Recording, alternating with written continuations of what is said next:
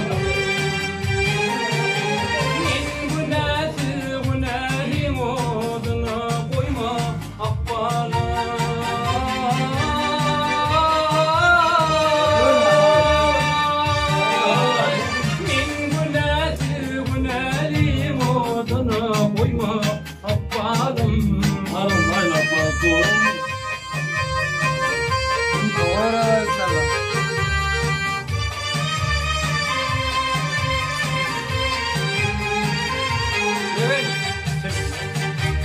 Haydi bakalım. Sağlıkta pek kürüklü çağlardı Gülüşürdüm, devişirdim, saat geçerde sağladım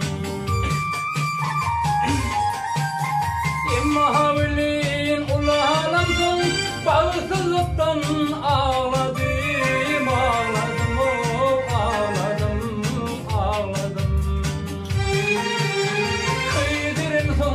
Nemedim yan gülüm gene bana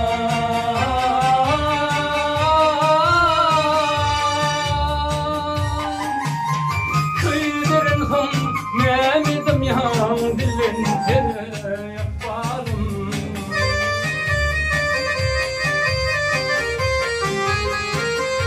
Yakınlar namazlar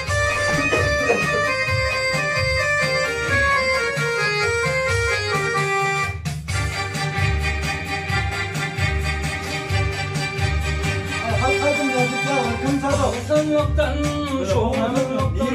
kaçabildim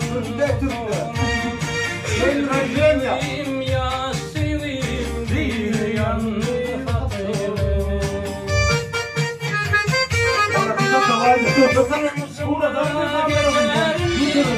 Ömür baki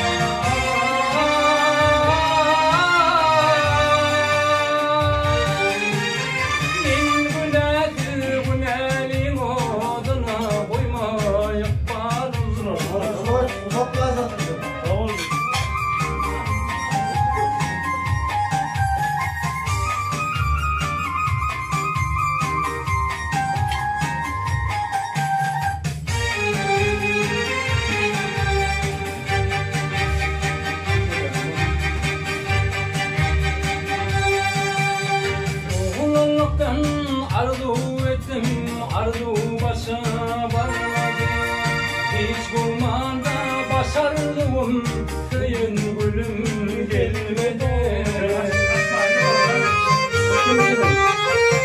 Kendini